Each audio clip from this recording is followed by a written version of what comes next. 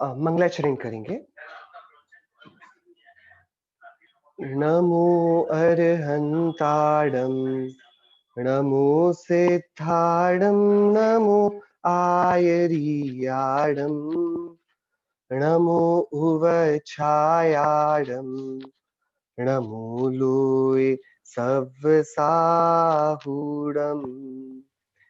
मंगलम भगवान वीरो, मंगलम गौतमो गणी, मंगलम कुंद कुंदात्यो, जैन धर्मोस्तु मंगलम।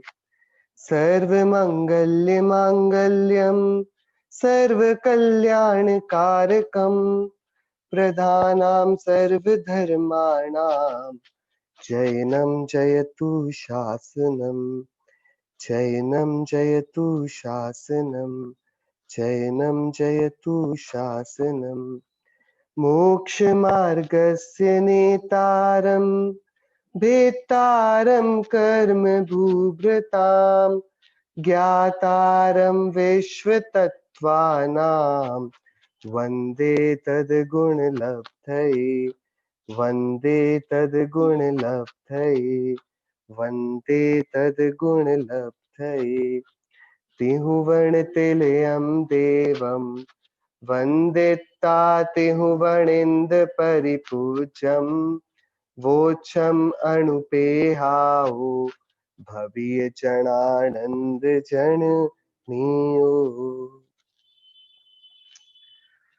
शाश्वत पर्वाधिराज ये दशलक्षण धर्म महापर्व और इन पर आज अत्यंत ही हमें हमारी मूलभूत चेतना से परिचित कराने वाला यह उत्तम मार्दव का पर्व।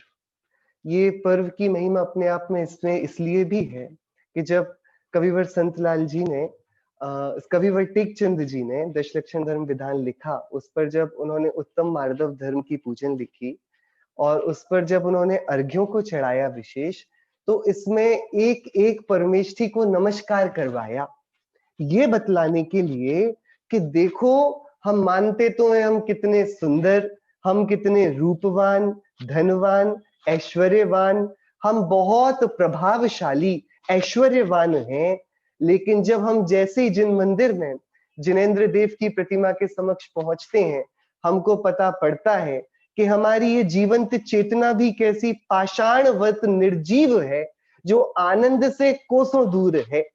हम नहीं जानते क्या अर्थ है सुखी होने का, हम नहीं समझते क्या मायने हैं अनंत सुखी होकर निराकुलित हो जाने का। और वहां पर फिर कविवर श्री ने जब उत्तम मार्दव धर्म की पूजा करी, तो हमें जबरदस्ती बोला कि भाई सुनो, तुम अरहंतों के सामने झुको, तुम उनकी विनय करो, क्योंकि वे सर्वस्व हैं, तुम कुछ नहीं हो। तुम सिद्धों के सामने झुको, उनकी विनय करो, क्योंकि वे पूर्ण है और तुम बहुत पामर हो। आचार्यों के सामने झुको, उपाध्यायों के सामने झुको, साधुओं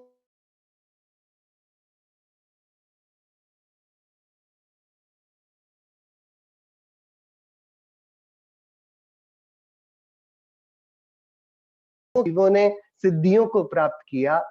कितने बड़े बड़े तीर्थ क्षेत्र हैं जहां पर लोगों ने आत्म साधनाएं कर स्वरूप संधान किया।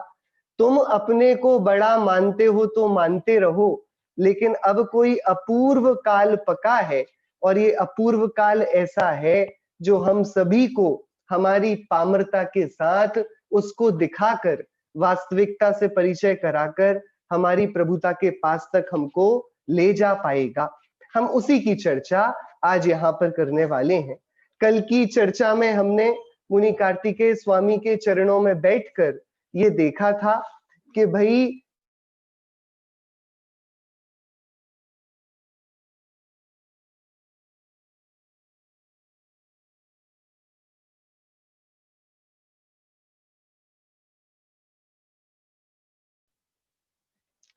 हेलो, आप सभी को मेरी आवाज आ रही है? जी आ रही है आवाज। हाँ हाँ। कैसा ये संसार नाना प्रकार की विपन्नताओं में, विषमताओं में रचा पचा है, और इस संसार के बीच भटकते हुए हम कैसे अपने ही स्वरूप से अनभिज्ञ दुख के समुद्र में पड़े हुए हैं।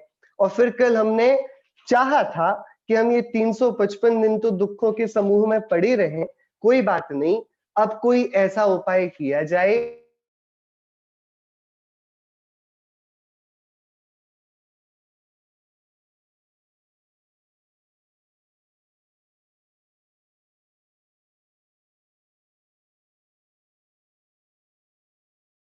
जाता है। बचपन से ही उसको चत्तारी मंगल पाठ में कौन मंगल है, कौन उत्तम है, कौन शरण है, इन सब का परिचय दे दिया जाता है और फिर बच्चे को अलग-अलग नियमों से संस्कारित किया जाता है। तो ये तो जैन कुल में उत्पन्न होने का प्रसाद ही है।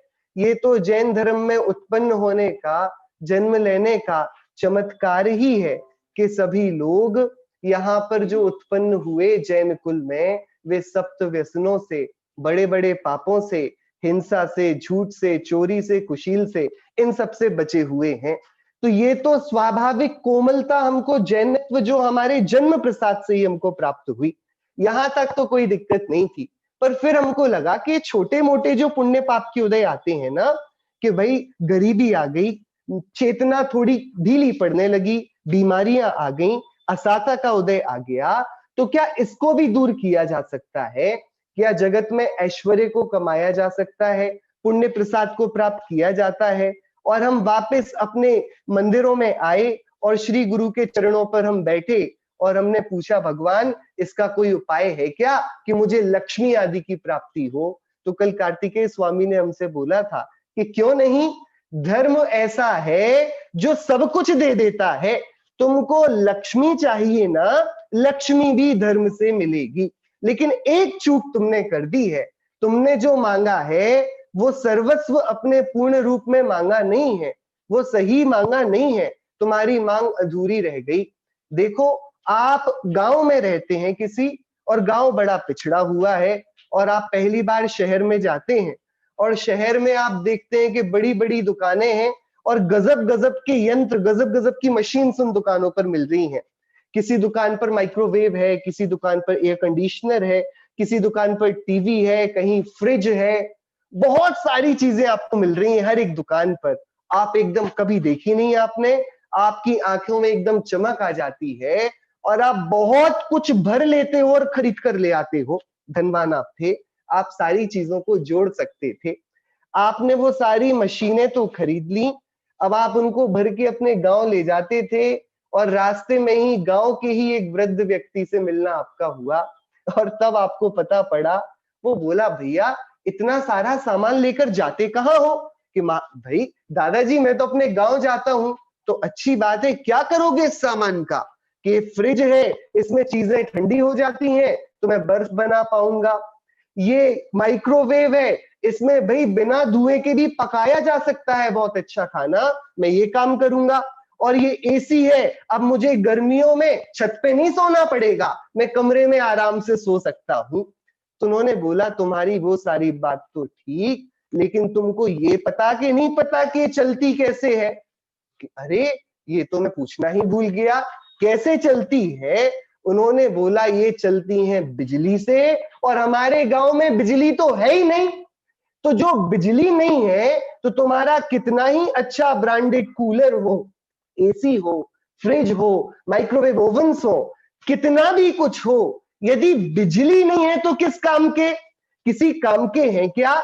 कि वस्तु के संग्रह करने के लिए रखने हो तो अच्छे हैं, कि मेरे घर में भी एसी है, मेरे घर में भी रेफ्रिजरेटर है, मेरे घर में भी टीवी है और ये सारी वस्तुएं हैं। लेकिन ऐसा एसी किस काम का जो चलता ही नहीं? ये किस काम का होगा? कुछ भी काम का नहीं। तो ये चलेगा तो चलने के लिए कुछ चाहिए ना, कि हाँ इसको चलने के लिए चाहिए जो इसको स्फूर्ति दे, इसको जो बिजली दे। क्या दे? इसको इलेक्ट्रिसिटी पावर दे।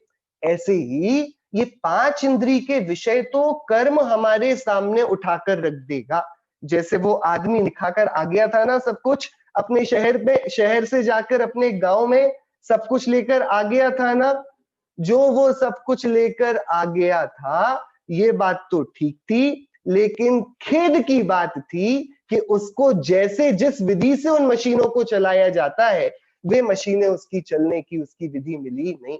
ऐसे ही क्या हो, हमने धर्म से सारी पुण्य सामग्री तो मांग ली और हम वो इलेक्ट्रिसिटी मांगना भूल गए जिससे ये सारी पुण्य सामग्री काम करेगी। कौन सी इलेक्ट्रिसिटी है वो, कौन सी बिजली है? कह रहे गजब की बिजली है, वो चैतन्यता की बिजली है। पांच इंद्रिय के विषय हो लेकिन इंद्रियों में जानने की ताकत ना हो, इंद्रियों के पीछे जानने वाला न बैठा हो, तो ये पुण्य के उदय किसी काम के आने वाले नहीं है। ये वाले उदय तभी तक काम के हैं जब तक अंदर में जानने वाला कोई बैठा हो। हमारा जो जैन दर्शन का बहुत ऊंचा बड़ा अंतरिक्ष में आसमान है, इसमें बहुत बड़े बड़े सूर्य तारे नक्षत्र हैं जो आचार्यों के रूप में प्रकट हुए इस जैन दर्शन में। उनमें ही जैन जगत के एक बहुत ही चमकते सितारे हमारे आचार्य योगिंदु देव हैं, जिन्होंने योग सार ग्रंथ लिखा, परमात्म प्रकाश ग्रंथ लिखा, गजब गजब के ग्रंथ, और नाम ही योगिंदु देव था तो योग की साक्षात प्रतिमूर्ति थे। और गजब के आचार्य कि उनकी लेखनी में जो पढ़ लिया जाए वो हृदय में उतरे बिना रहता ही नहीं। इतने सरल सुरस रूप से वे योगियों को समझाते थे। मतलब योग सार में उन्होंने योगियों को, मुनि महाराजों को समझाया कि भाई तुम स्वरूप की ऐसे भावना करो।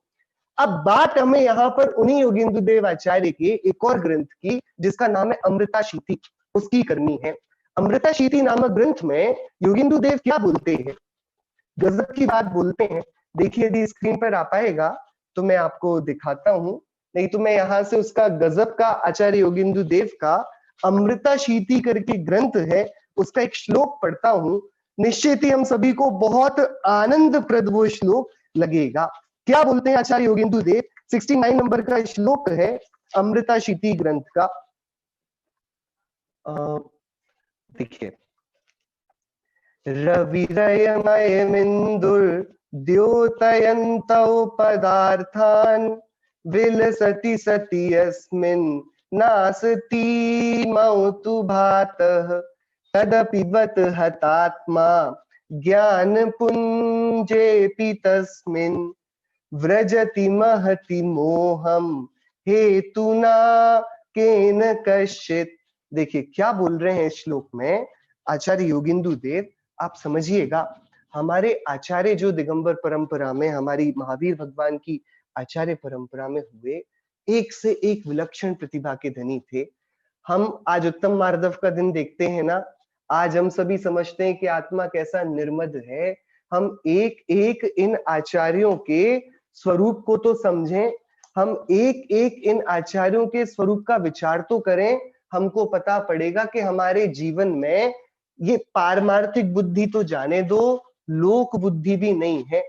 हम कह दिया करते हैं कि हम कोई बहुत बड़े ज्ञानी, हम बहुत बड़े जानने वाले, हम बहुत कुछ समझने वाले लोग हैं, लेकिन ऐसा होता नहीं है।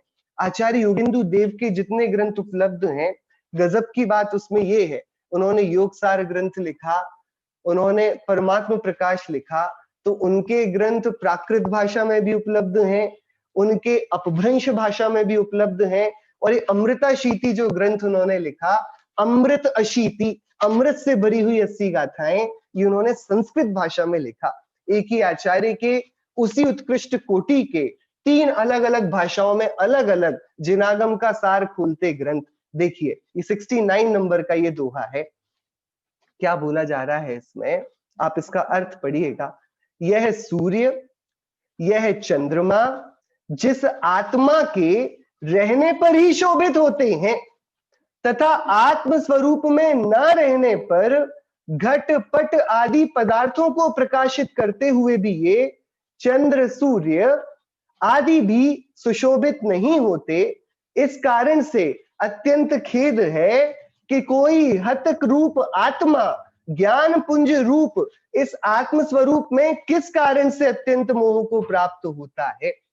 उन्होंने प्रश्न उठाया, उन्होंने ये तो बोला हमसे कि भाई गजब की बात ये कि चलो ये आत्मा, आप सभी को मेरी आवाज आ रही है? कोई मुझे बताएगा? आवाज तो आ रही है, वीडियो हैंग कर रहा है। वीडियो आपका फ्रोजन है। अच्छा 2 सेकेंड्स, ओके आपने 2 वीडियो सेकेंड्स ऑफ मैं कर दिया उसको है देख क्या? लेता हूँ। और नहीं स्क्रीन नहीं, शेयर मैंने भी नहीं वीडियो हुआ है ऑफ नहीं प्रॉपर। किया। हाँ 2 seconds।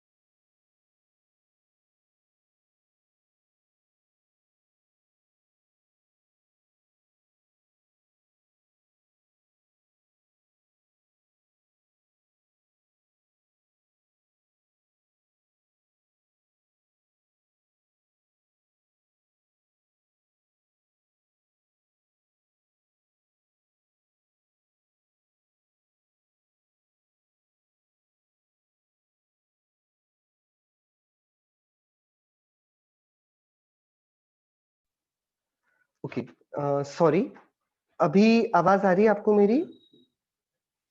ठीक है, चलिए।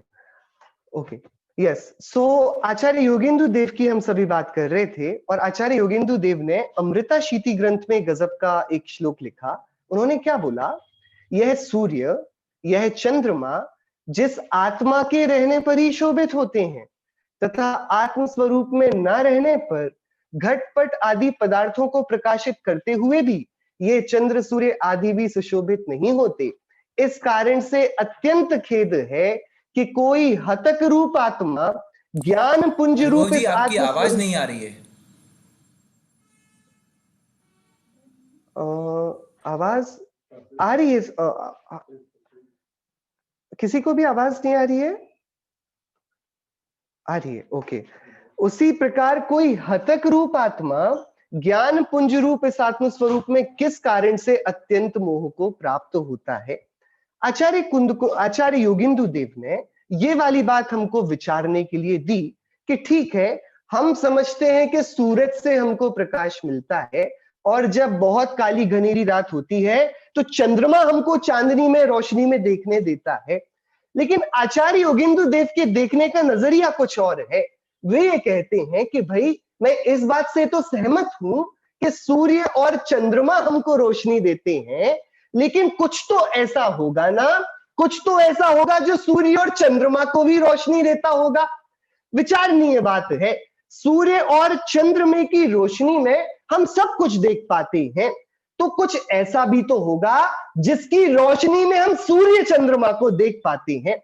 बात बड़ी विचार की है। ये वाली बात तो मान ली गई कि सूर्य और चंद्रमा मुझे सब कुछ दिखाने में मददगार हैं। मुझे पहाड़ दिखाते हैं, नदी दिखाते हैं, झरने दिखाते हैं। लेकिन ये वाली बात भी तो समझने की है कि भाई, अरे ये कौन है जो मुझे सूर्य और चंद्रमा को दिखाता है? कि कोई तो है जिसके होने पर सूर्य और चंद्रमा दिखते हैं, और जिसके न होने पर सूर्य और चंद्रमा भी दिखाई नहीं देते, और जब वे नहीं दिखते तो उनके द्वारा दिखाया गया कोई पदार्थ दिखाई नहीं देता। ये बात बड़ी विचार की है। इसको बाहर, जब हम बाहरी फिलॉसफी की बात करते हैं ना, तो ये वाली बात आपने कई बार सुनी होगी। जंगल में पेड़ गिरा तो आवाज आई कि नहीं आई?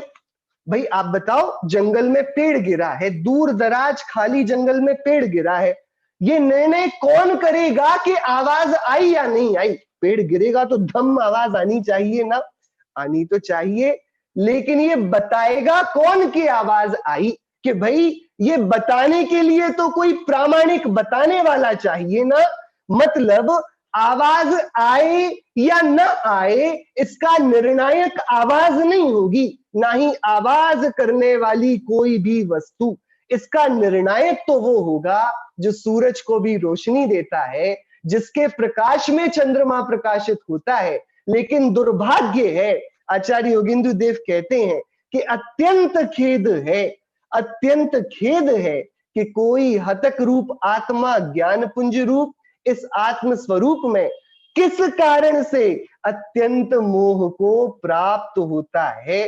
कि अरे दुर्भाग्य है कि हमको वो सूरज तो चमकता दमकता दिखता है, चंद्रमा तो बहुत कांतिवान दिखता है, लेकिन दुर्भाग्य है कि हम जो इन सब में रोशनी स्फूर्त करता है, उस चेतन को, उस जानने देखने वाली शक्ति को नहीं जान पाते, नहीं जान पाते। तुरंत एक प्रश्न आया यहां पर, eyes are able to see sun and moon. Yes, आंखों से हम सूरज और चंद्रमा को देखते हैं, लेकिन ध्यान रखिएगा, आंखें सूरज को लगातार देख लेंगी तो अंधी हो जाएंगी। तो ये प्रयोग करने जैसा नहीं है कि आंखें सूरज को देखें, कि अरे आंखें भी नहीं देखती, आंखों को देखने वाला बनाता कौन है? क्योंकि देखो, सूरज और चंद्रमा को आंखें दिखती होती तो मुर्दे के पास आंखें तो हैं, और गनीमत की बात है कि जब सब मर जाते हैं तो आंखें खुली रह जाती हैं। तो ऐसा है कि सूरज ऊपर दिन में कोई मरा हो और लेटा हो तो ऊपर ही तो देख रहा है खुली आंखों से, तो उसको कुछ दिखेगा कि नहीं? कि अरे नहीं, गजब की बात यह है कि देखो सूरज और चंद्रमा दिखाते हैं, ये बात तो जाने दो, पहले बताओ सूरज और चंद्रमा को कौन देखता है? और जो बोलोगे आंखें देखती हैं, तो ये बताओ आंखों में, जैसे वो गांव वाला व्यक्ति लेकर गया है टीवी, फ्रिज, कूलर, एसी, वो नहीं चला पा रहा, क्यों नहीं चला पा रहा? कि अरे वो चलता है बिजली से, ऐसे इंद्रियों के लिए भी तो कोई बिजली चाहिए ना। ये शरीर में लगे हैं 5 यंत्र, 5 इंद्रियों के, और इनको चलाने वाला कौन है? कि वह जो चैतन्य स्फूर्त चैतन्य वस्तु है, वह आत्मा ही इस जगत के सारे, इस चराचर विश्व के एक एक पदार्थ को ना सिर्फ जानता है, ना सिर्फ भोगता है, बल्कि उसको उसका अस्तित्व, उसको उसकी मर्यादा, उसको उसका मान देता है। देखिए, जैन दर्शन की मार्दव धर्म की व्याख्या है, सारी वस्तुओं को उनके स्वभाव रूप देना, ये समस्त वस्तुओं का आदर है, ये समस्त जगती का सम्मान है। और जो ऐसा आदर देने में विनयवंत वर्तता है, जो एक एक वस्तु को देखता है, जानता है, समझता और बोलता है, अरे जितने मेरे में गुण, मुझसे कम ये थोड़ी है, मैं इसकी मदद करूंगा तो ये बुरा मान जाएगी, ये बोलेगी मुझे मदद की जरूरत नहीं, तो मुझे क्यों लजाते हो? जिसने ऐसा जानकर हाथों में हाथ रख लिए हैं कि सारा जगत का सम्मान जगत को और मेरा सम्मान मुझे, और जो आत्मस्थ हुआ है वे हमारे अरिहंत सिद्ध भगवान, वे मार्दव धर्म की प्रतिमा है। उन्होंने अपनी मर्यादा को स्वीकृत करके, हाथ के ऊपर हाथ रख के इस मार्दव धर्म को इसकी गरिमा प्रदान करी है। क्या बात गजब की हुई। कल की बात में हम आए तो थे इन 10 दिनों में कि कुछ लड्डू वगैरह लेकर जाएंगे पुण्य के, हमको उनने बताया, हमको हमारे भगवानों ने बताया, आचार्य भगवानों ने, सुनो तुम्हें लक्ष्मी चाहिए, तुम्हें, देखिए गजब की बात है। मतलब जब भी किसी ग्रंथ का रेफरेंस हम लेते हैं, उस ग्रंथ में ही डूब जाने का मन करता है। इस अमृता शीति ग्रंथ में शुरुआत में ही 8वां एक दोहा है, पढ़ने जैसा है, लेकिन अपने पास समय नहीं है कि अपन उस दोहे को पढ़ पाए। लेकिन मेरा फिर भी मन नहीं मानता है तो मैं उसका भावार्थ पढ़ूंगा। आप 8वें नंबर के दोहे का भावार्थ पढ़ेंगे और आपको फिर बहुत सारे प्रश्न आपके लिए ही समझ में आएंगे कि भाई ये तो विचारणीय है। देखिए 8वें नंबर का दोहा है, क्योंकि अपन शुरुआत में ही लक्ष्मी को लेकर आ गए ना, क्योंकि हम यहाँ पर समझना चाह रहे हैं कि धर्म यदि किया भी जाए तो धर्म करने का कारण क्या होना चाहिए। और हमने बड़ी प्राथमिक भूमिका वाले जीव को यहाँ लिया कि कोई लक्ष्मी से यानी कि पुण्योदय से आकर्षित होकर धर्म करने आए तो हमारे आचार्य उसे क्या उपदेश देंगे। देखिए 8वें का दोहा बस आप समझिएगा, ये 8वां जो है ना, इसमें क्या लिखा है, देखिए 3 दोहों में आचार्य योगेंद्र देव ने लक्ष्मी के अवगुण बताए और गजब का है। उन्होंने ग्रंथ किससे शुरू किया पता, मंगलाचरण में भगवान की वंदना करी, योगियों की आराधना करी और फिर उन्होंने पुण्य की महिमा गाई। उन्होंने बोला पुण्य गजब का है जो संसार को हमेशा चलाए रखता है, लोगों को उलझाए भी रखता है ना, लेकिन ये पुण्य गजब का है। फिर उन्होंने बोला पुण्य के उदय में प्राप्त लक्ष्मी तो बुरी है, लेकिन पुण्य जिस कारण से प्राप्त हुआ है वो धर्म उपादेय है। समझना, गजब की बात है। पुण्य के उदय में जो मिलता है वो तो काम की चीज नहीं है, उसकी तो निंदा करेंगे। पुण्य के उदय में लक्ष्मी मिलेगी, लेकिन पुण्य जिस कारण से मिलता है ना, धर्म, उस धर्म की आराधना वो अमृताशीति ग्रंथ में की जाएगी। देखो लक्ष्मी के अवगुण अपन पूरे नहीं पढ़ेंगे, हम सिर्फ भावार्थ पढ़ेंगे। 2 लाइन का है, कली काल में मुख्यतः गुणहीन व्यक्ति ही धनवान है। क्या बोला यहां पर आचार्य योगेंद्र देव ने कि भाई सुनो, तुम्हें लक्ष्मी बढ़ती हुई दिखती है अपने आसपास, भैया देखो कली काल में तो धनवान पापी कूदानी आदि ही बनते हैं। गजब की बात है। और इसके ऊपर उन्होंने इसके उदाहरण भी दिए थे कि देखो कैसे, कि यदि लक्ष्मी सज्जनों को चाहती तो रत्नाकर समुद्र तल पर इतनी विपुल संपत्ति थी, ऐसे रत्नाकर को छोड़कर सेठ की तिजोरी में क्यों आती। इससे पता पड़ता है कि लक्ष्मी को अच्छे लोगों का साथ नहीं पसंद। यदि लक्ष्मी को, जो स्वयं देवी रूप है, यदि रूपवान ही पसंद था तो कामदेव को छोड़कर वह इंद्र के पास क्यों जाती। ये अलग अलग धर्मों की मान्यता। यदि लक्ष्मी को दिव्य भोगों की यदि उपासना ही करनी है तो भाई उसने कृष्ण का संग क्यों स्वीकार किया। कृष्ण मतलब कृष्ण लीला से रंजित परिणाम वाला, कि अरे जो पापियों के भी पास पाई जाती है, जिस लक्ष्मी को पापियों के पास भी देखा जा सकता है, उस लक्ष्मी का तो रूप ही ये है कि उसको अच्छे लोगों की संगति नहीं पसंद कली काल में। देखिए ये तो आचार्यों की अलग अलग बातें हैं, अलग आचार्य जिस किस रीति से भी हम धर्म के मकसद से ना चूकें, वे हमको जागृतियां देते थे अलग अलग उक्तियों से। बात विचार की है, जिस लक्ष्मी की हम इच्छा करके धर्म को सुनने आए थे, आचार्यों ने हमारे साथ बेईमानी नहीं करी। उन्होंने हमको लक्ष्मी का ठुनठुना हाथ में नहीं पकड़ाया और बोला जाओ खुश रहो, ये तुम लो और तुम प्रसन्न रहो।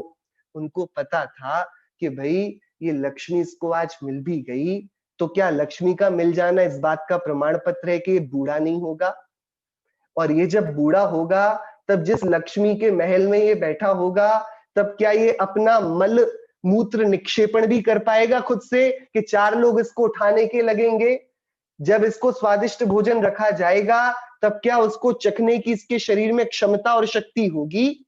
जब इसको बोला जाएगा चलो जिनदेव के दर्शन करें, तब क्या अपने पैरों से चल पाएगा कि 4 लोग इसको खींच के ले जाएंगे। कि भाई वो लक्ष्मीवान तो हो जाएगा, लेकिन जरा मुक्त कैसे होगा, मृत्यु मुक्त कैसे होगा, क्षुधा मुक्त कैसे होगा, तृषा मुक्त कैसे होगा, जीवन के जो मूलभूत दुख हैं वे दुखों से मुक्त कैसे होगा। तो लक्ष्मी हमारे आचार्यों ने ईमानदारी से हमारे सामने वे पेश आए, बोले भैया सुन, हम तेरा हित चाहते हैं और हमारी मान, तू मानता है कि लक्ष्मी में तेरा हित है, लेकिन हमारी सुन, हमने माना है, हमने देखा है, हम सब बड़े बड़े राजा थे, हम सब चक्रवर्ती थे, लेकिन देख आज तेरे सामने नग्न खड़े हैं। हम सब की रानियां थी, पुत्र थे, बहुत हमारी आज्ञा में राजा वर्तते थे, लेकिन देख हम आज इन हमारे श्री गुरु के चरणों की धूल बने हुए हैं।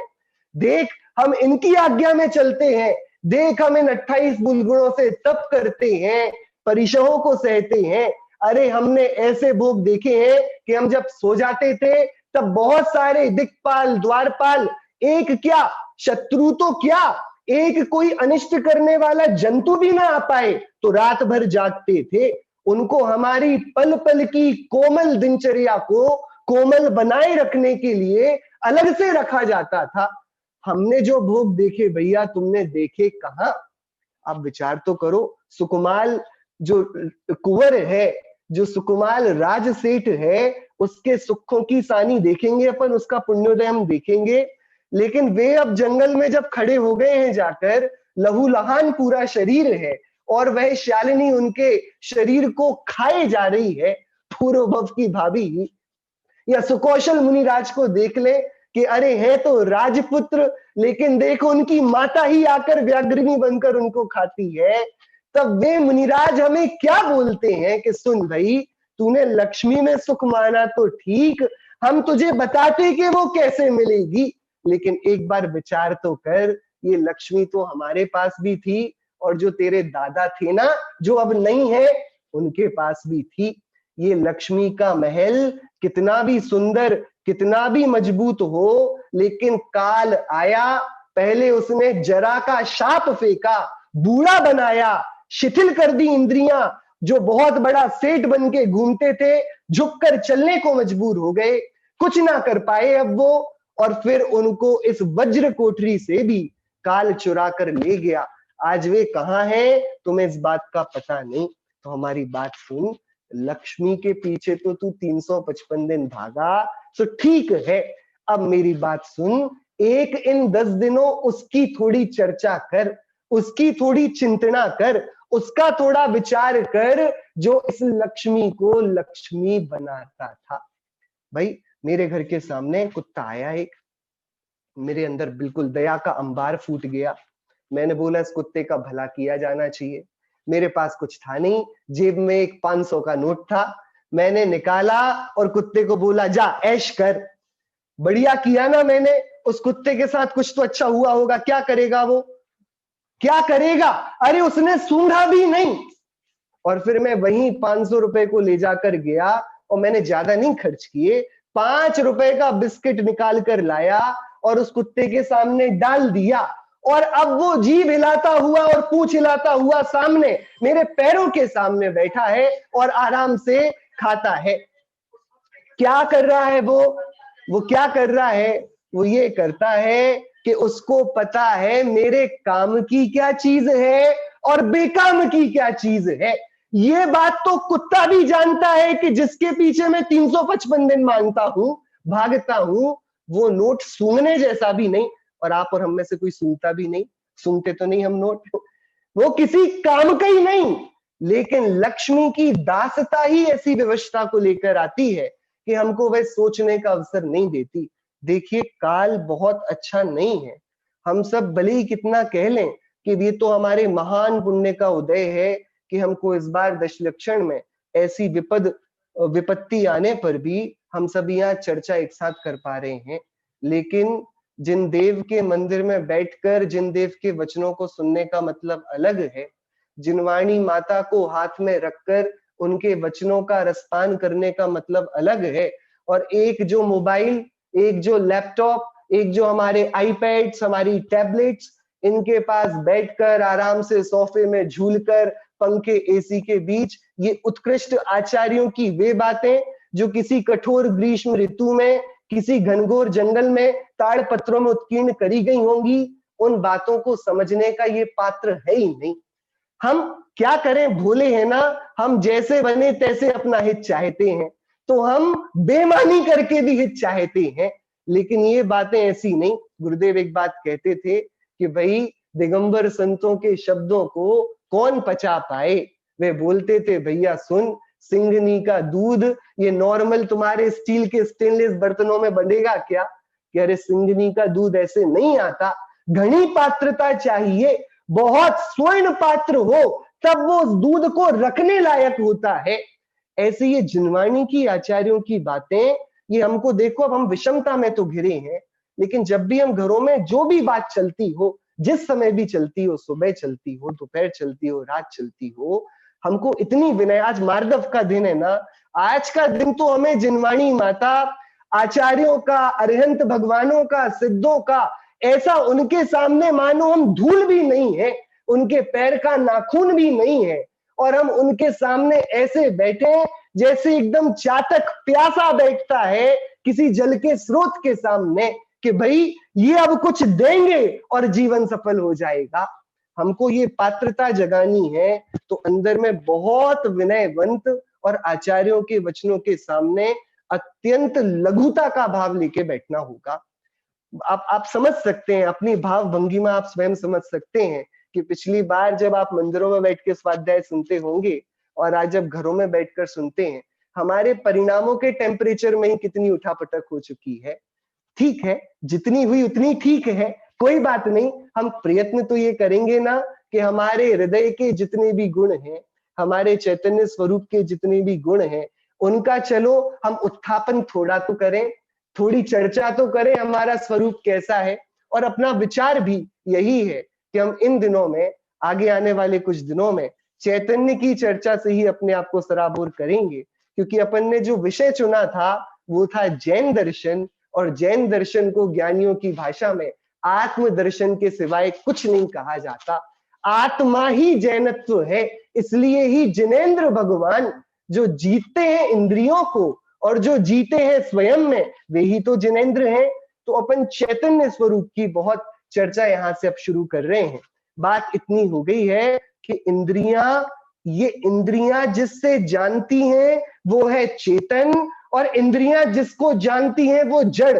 ये जड़ मिलता है कर्मोदय से। हमने सुबह इतनी अच्छी कर्म की चर्चा सुनी है ना, हमारे ही परिणामों से ये सब बनता है। ये नो कर्म है, ये बाहर का है। ये इंद्रियां हैं, ये बीच की हैं, और पीछे इन सब का रचयिता, इन सब का ईश्वर, इस जगत का ईश्वर, ये मैं बैठा हूं।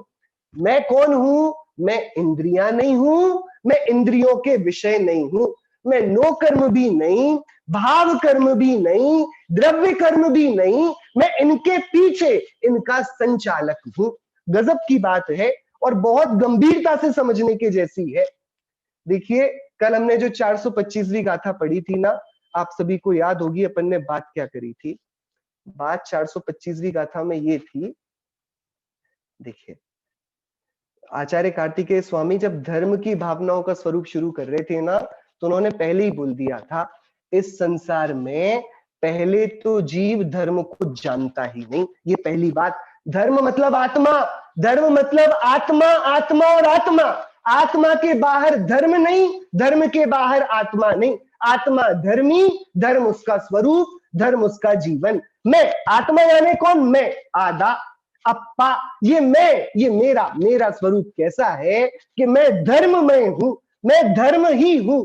तो देखो क्या, इस संसार में पहले तो जीव धर्म को जानता ही नहीं, अथवा किसी बड़े कष्ट से जान भी जाता है तो मोह पिशाच से भ्रमित किया हुआ करने को समर्थ नहीं होता। तो देखो, जगत में एक बार चिंतामणि रत्न मिल जाए, जगत में एक बार ऐसी औषधि मिल जाए कि जिससे निरोगता ही निरोगता रहे, जगत में ऐसा भोजन मिल जाए जिससे दोबारा क्षुधा ना लगे आमरण पर्यंत, जगत में ऐसी मणि मिल जाए जिससे अपना ही नहीं पूरे देश नगर और राष्ट्र का दारिद्र्य खत्म कर दिया जाए, ये सब तो सुलभ है। लेकिन ये जो धर्म है ना, चैतन्य स्वरूप धर्मी का, ये धर्म, इसको पा पाना अत्यंत दुर्लभ है। और इसका प्रत्यक्षतम मैं आपको स्वरूप बताऊंगा। आप और हम जैन हैं कि नहीं है? कि बिल्कुल जैन है। और अब भी थोड़ी देर पहले आदरणीय पंडित साहब ने धर्म की बहुत सुंदर व्याख्या करी। क्या बोला उन्होंने? धर्म की परिभाषा दी। आपको आश्चर्य होगा, धर्म की वह परिभाषा इसी ग्रंथ में स्वामी कार्तिकेय मुनिराज ने दी है। जब उनसे पूछा गया धर्म किसे कहते हैं जिसको आप इतना दुर्लभ बताते हो, तो 476वीं गाथा में क्या बोला स्वामी कार्तिकेय ने? धम्मो वत्थु सहावो खमादि भावो ये 10 हो धम्मो रयणतयं च धम्मो जीवाणम रक्षणम धम्मो। उनसे पूछा था धर्म किसे कहते हैं, उन्होंने धर्म का पूरा शब्दकोश खोल दिया। क्या बोलते हैं मुनि कार्तिकेय स्वामी? धम्मो वस्तु सहावो, कि वस्तु का स्वभाव धर्म है। पहला धर्म कौन है? वस्तु, आत्मा। अपन की बात हो गई ना यहां, आत्मा पहला धर्म है। दूसरा, क्षमादि भावो ये 10 विहो धम्मो, कि अरे 10 प्रकार का क्षमादि भाव रूप उत्तम क्षमा, उत्तम मार्दव, उत्तम आर्जव, उत्तम सत्य, शौच, संयम, तप, दान, आकिंचन्य, ब्रह्मचर्य, ये गजब के जो 10 आत्मा के ही दर्शन हैं, ये धर्म है। अरे तो आपने वस्तु का स्वभाव बोला धर्म, वस्तु ही आत्मा और उसका स्वभाव ही उत्तम क्षमादि 10 धर्म ही तो है। इन दोनों परिभाषाओं में अलग क्या है कि अलग कुछ नहीं है, लेकिन तुझे एक बात बताए तो तेरी बुद्धि हट जाती है, तो तुझे अलग अलग तरीके से बताते हैं कि तेरे पास जानने को बहुत है, तो हम यहां इतना दे दें कि बाहर का कुछ ना जाने। तो तू आत्मा है तो तू धर्म है और तेरा ही स्वभाव उत्तम क्षमादि रूप ये धर्म है। अच्छा और क्या है? रणतयम च धम्मो, कि अरे आत्मा का श्रद्धान, आत्मा का ज्ञान, आत्मा में लीनता, ये हुआ रत्नत्रय, ये हुआ सम्यक दर्शन ज्ञान चारित्र, ये भी धर्म है।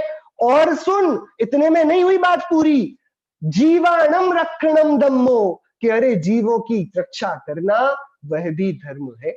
गजब की बात, एक धर्म की परिभाषा, धर्म एक ही है लेकिन 4 अलग अलग रीति से प्रस्तुत किया गया। क्या गजब की बात करी कि सुन, तू है चेतन, तू धर्म, तेरा स्वभाव 10 धर्म रूप, वह धर्म, तेरे स्वभाव का प्रकट होना रत्नत्रय रूप, वह धर्म, और तेरे स्वभाव की पूर्णता में तू जो सिद्ध होकर सारे जगत को अभयता का दान देता है, तू जब सिद्ध होता है तो क्या सूक्ष्म, क्या स्थूल, क्या बादर, क्या त्रस, कोई सा जीव हो, तेरे से सभी को अभय का दान होता है।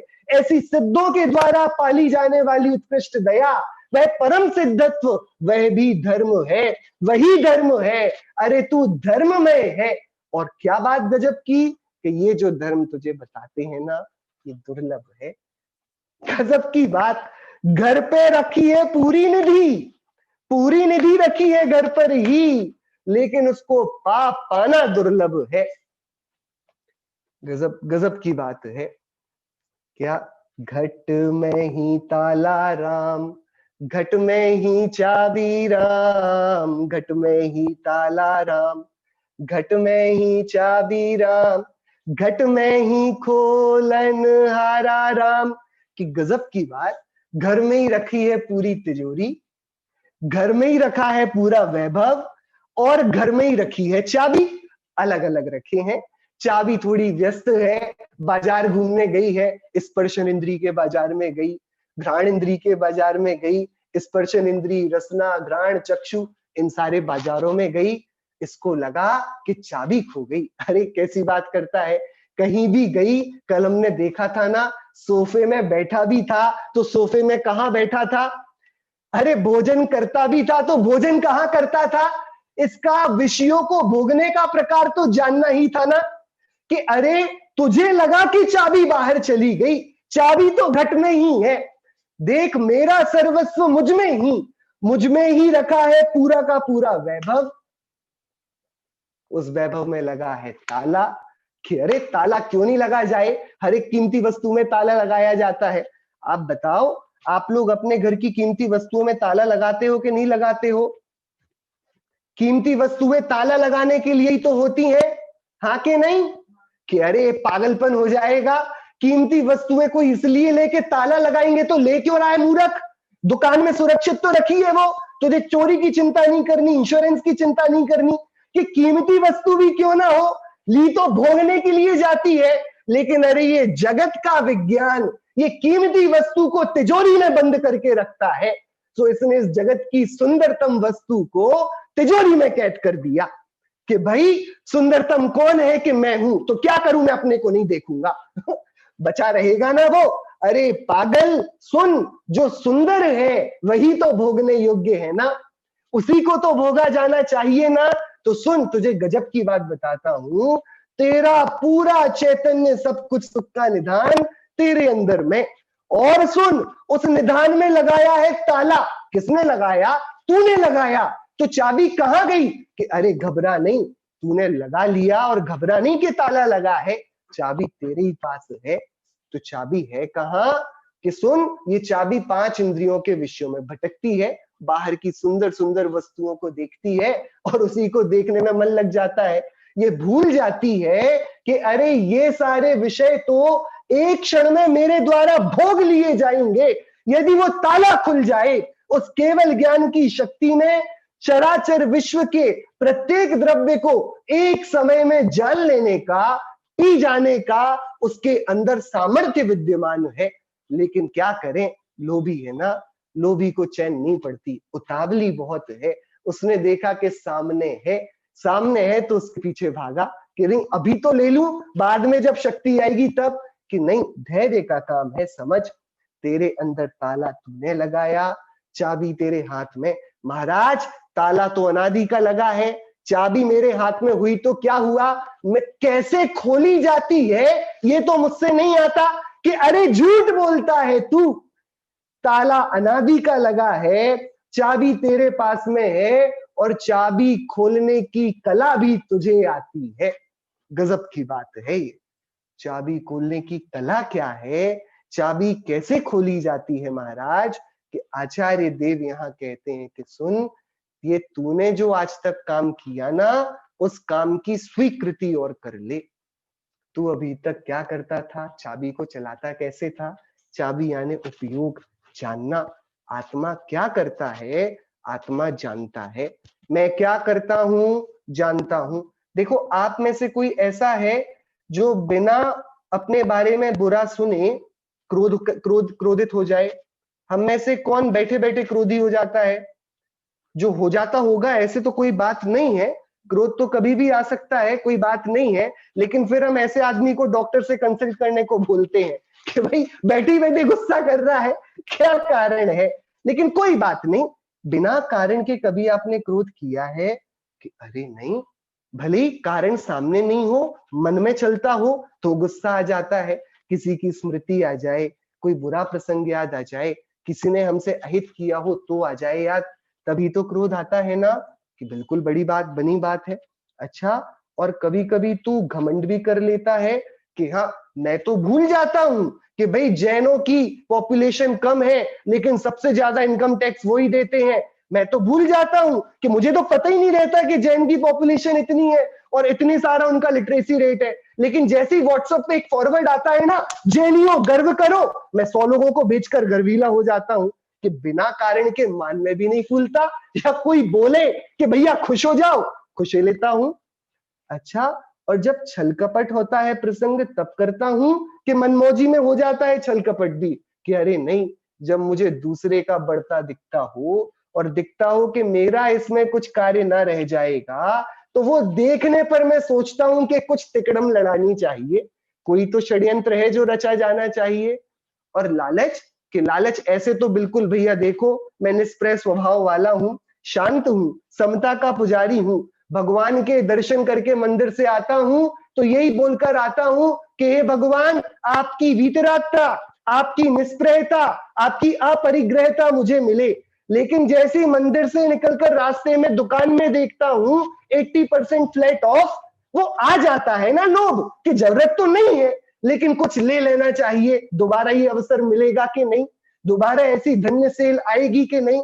कि अरे एक एक कषाय, कोई चुटकुला नहीं सुनाए तब तक मजाल के मैं हंस दूं, लेकिन मैं बिना कारण तो नहीं हंसता। एक तो हंसी नहीं आती और दूसरा डर भी है कि सब पागल बोलेंगे। तो भाई बात तो ऐसी है ना कि मैं क्रोध बिना कारण नहीं करता, मैं मान बिना कारण नहीं करता, मैं माया बिना कारण नहीं करता, मैं लोभ बिना कारण नहीं करता। इस जगत में ऐसा कुछ भी नहीं जो मैं करता हूं और वो बिना कारण के हो। ये वाली बात हम सब मानते हैं कि नहीं? बिल्कुल। तो अपन क्या करें कि ये सब उपजा कौन रहा है? कि वो कारण ही तो उपजा रहा है ना, हमारे क्रोध का, हमारे मान का, इस पूरी मायाचारी का, हास्य का, रति का, अरति का, शोक का, भय का, जुगुप्सा का, इन सब का जो कारण है वही तो हमसे क्रोध मान माया लोभ कराता है ना। तो कितना अच्छा हो हम उस कारण के गले को पकड़ लें और उससे बोले, भैया देवता आप प्लीज प्रस्थान करें, हमें बड़ी दिक्कत हो जाती है, आप तो कारण बन के प्रकट होते हो, कर्म बंध के चक्करों में हमको पड़ना पड़ता है। आप तो एक क्षण में दर्शन देखकर अंतर्धान हो जाते हैं और पूरी विपत्तियों का पहाड़ हमारे पीछे छोड़ जाते हैं। कोई तो तरीका होगा ना महाराज कि एक कारण को समझाया जाए और बोला जाए कि भाई कारण, तू अब शांति से रह, आराम कर, विश्राम कर। तूने बहुत अनादिकाल मुझे घुमा लिया और मैंने जगत की ऐसी गजब की सैर करी है कि क्या करी होगी किसी ने। मैं एक इंद्रिय से लेके पंचेंद्रिय तक सारी गतियों में हुआ आया। अब तू मुझ पर थोड़ी दया फरमा, अब तू मुझे बता भैया कि थोड़े दिनों के लिए विचार का अवसर दे। तो कारण ने बोला, सुन, मैं यूं तो तुझे नहीं दूंगा अवसर कि तू अपना विचार कर, और मेरा मन तो बिल्कुल नहीं है, लेकिन ये जो 10 दिन आ गए हैं, इन 10 दिनों में मेरी भी नहीं चलती। कषाएं तत्काल मंद हुई हैं, कारण अपने आप बिखर गए हैं। अब जैनियों की मजाल कि भाई किसी भी दुकान पर बहुत बड़ी सेल भी लगी हो, 10 दिन कोई खरीदने जाए, कोई बाजार में खाना खाने तो जाए, कितने बड़े बड़े स्टॉल लगे हो, कि देखो कारण तो सारे शांत हो गए हैं और 10 दिन तक रहेंगे। 11वें दिन से कुछ और बात होगी, कारण सारे फिर एक्टिवेट हो जाएंगे। लेकिन 10 दिन इन्होंने हमको अवसर दिया कि सुन देख, 10 दिन तक हम तो प्रकट नहीं होंगे, ये कारण तो नहीं आएंगे, लेकिन तू इन 10 दिन में कोई युक्ति खोज निकाल कि हम आगे कभी प्रकट ना हो। तू हमारी गर्दन तक पहुंचना, तू यहां पर रुक जाना कि देखो हमने तो 10 दिन, भैया हमको भूख लगी ही नहीं, हमने एकासन 10 दिन किए, हमको तो भूख लगी ही नहीं। भाई सुन, अभी कारण गायब है। 11वें दिन एकासन क्या 3 आसन भी बोलेंगे ना, कम पड़ेंगे, 5-5 बार खाना पड़ेगा, कारण प्रकट हो जाएंगे। अभी सुन, ऐसी कोई ऋतु आई है, ऐसा गजब का कोई समय आया है कि सारे कारण अपने आप घुटनों पर बैठ गए हैं। अब यदि विचार किया जाए तो अपने ही लगाए गए ताले को अपनी ही चाबी से खोलने की विधि को अभी समझा जा सकता है। क्या है वो विधि? वो विधि इतनी है कि कारण कुछ है ही नहीं। कारण क्या है कि कारण कुछ है ही नहीं, अकारण ही हम दुखी हैं। बात गजब की है। देखो क्या हुआ, एक घर था और घर के बाहर 2 बालक, एकदम दोस्त, सगे दोस्त, एकदम एक दूसरे के, भाई नहीं लेकिन दोस्त सगे, और दोनों आराम से बैठकर गाड़ियां देखते थे रोड पर, आराम से सब गाड़ियां निकलती थी। और थोड़ी देर बाद एक श्रीमान, एक विज्ञ पंडित, वो वहां से निकले। उन्होंने देखा यार कितनी गजब की दोस्ती है, दोनों यूं ही प्रसन्न हो रहे हैं, सामने गाड़ियां चलती रहती हैं, ये ताली बजाते हैं, क्या गजब की गाड़ी, क्या गजब का है। उसको लगा देखकर यार भाई दोस्ती हो तो ऐसी, मनपसंद के सुखी होने के लिए कुछ चाहिए नहीं, यूं ही ठहाके मार रहे हैं। और जब वो लौटते उसी रास्ते से निकले वे से, तो उन्होंने देखा कि ये दोनों दोस्त जो जिगरी हंस रहे थे, एक दूसरे के बाल नोचने पे उतारू है। बड़ा भयंकर घमासान युद्ध छिड़ गया है। इन्होंने सोचा समझा जाए, इतनी ज्यादा क्षणिकता का प्रसंग तो शास्त्रों में भी नहीं देखा गया, जितने जल्दी यहाँ पर दोस्ती और दुश्मनी में इतना परिवर्तन हो गया। तो उन्होंने पूछा, भैया बताओ तुम दोनों लड़ते क्यों हो? कि वो पहला दोस्त बोलता है कि अरे इसने मेरी गाड़ी ले ली। दूसरा बोलता है नहीं, मैंने अपनी गाड़ी ली, इसने मेरी गाड़ी ले ली। भाई पंडित जी के कुछ समझ नहीं आया, विद्वान के भाई कैसी बात, ये बेचारे फटीचर हालत में छोटे छोटे बच्चे रोड पर बैठकर गाड़ियां देखते हैं और अब इस बात पे लड़ते हैं कि मेरी गाड़ी इसने ले ली, मेरी गाड़ी इसने ले ली। ये तो कुलभूषण देशभूषण जैसी बात हो रही है। ये क्यों लड़ाइयां चल रही हैं यहाँ पर? अब भी तो वे युवराज लौटे हैं नगर में और अब भी लड़ना शुरू के, उसने मुझे देखा पहले। अरे बोला भैया कौन सी गाड़ी? कि अरे देखिए हम लोग खेल खेलते थे, यहाँ सामने से जो गाड़ी पहले देख लेगा वो गाड़ी उसकी। अब यहां से एक लाल गाड़ी निकली, मैंने देखा पहले, ये बोलता है इसने देखा, और दोनों झगड़ रहे हैं और भयंकर झगड़ रहे हैं। अब आप बताओ उनकी लड़ाई का कारण क्या है? लड़ाई का कारण क्या है? कुछ तो गजब का कारण होगा ना लड़ाई का। वे दोनों जिगरी यार लड़ते क्यों हैं? उसी कारण से जिससे देशभूषण कुलभूषण लड़ते थे। तो देशभूषण कुलभूषण तो अब सिद्धशिला में पहुंच गए। क्यों पहुंच गए? कि वे कारण समझ गए। लड़ाई का कारण क्या है? कि लड़ाई का कारण कुछ और है नहीं, बस हमारा संसार में जो दृष्टिकोण है, स्वयं चलती हुई वस्तुओं को अपने सुख दुख का कारण मान लेना, और मान लेना ये ज्ञान में, यही हमारे दुख का कारण बन जाता है। और इसी को समझ जाना कि अरे मैं इसको जो मानता हूं ये गलत है, यही उस सुख का कारण बन जाता है और वही धर्म की शुरुआत होती है। हम कल से धर्म की शुरुआत पर अब चर्चा करेंगे। बहुत सुंदर मुनि कार्तिकेय स्वामी की गाथाएं हैं। हम ये प्रयोग करेंगे कि चैतन्य रूप आत्मा मात्र हमारी शब्दों के जाल में ही ना बना रहे, परिणति में भी दर्शन देने को आवे और हम सभी को सादी अनंत काल के लिए अनंत सुख की बरसात में भीगने को छोड़े।